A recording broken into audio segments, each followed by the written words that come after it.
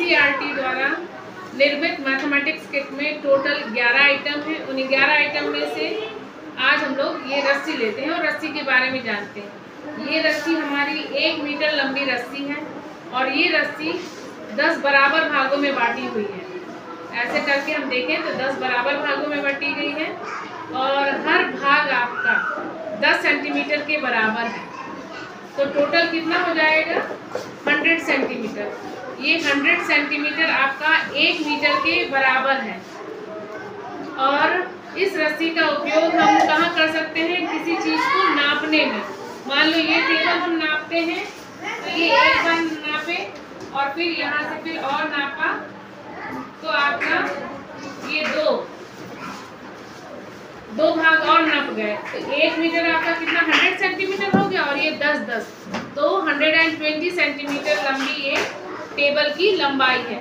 फिर इस वाइट वाले को अगर हम नापना चाहें इसकी लंबाई तो यहाँ से ऐसे हम नाप सकते हैं। तो ये हो गया 10, 20, 30, 40, 50, 60 और 70 का आधा है तो 65 सेंटीमीटर लंबी है।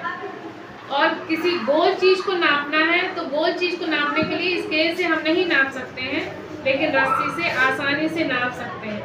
तो ये इसका मेजरमेंट इतना आया है तो मतलब 10, 20 और ये 25 आधा है तो ये 25 सेंटीमीटर इसका घेरा है, इसकी परिधि है।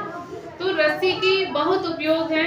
हम इसको मेजरमेंट के काम ले सकते हैं और गोल वाली वस्तुओं को तो आसानी से रस्सी से नाप सकते हैं, स्केल से नहीं नाप सकते हैं।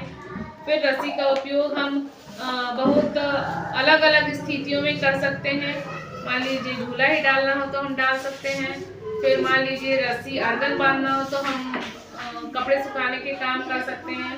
फिर गाय भैंस को बांधने के काम आता है रस्सी और ऐसे बहुत कामों में हम लोग रस्सी का इस्तेमाल करते हैं। और बच्चे बहुत कुछ तो जानते हैं कि रस्सी कहाँ कहाँ इस्तेमाल होती है।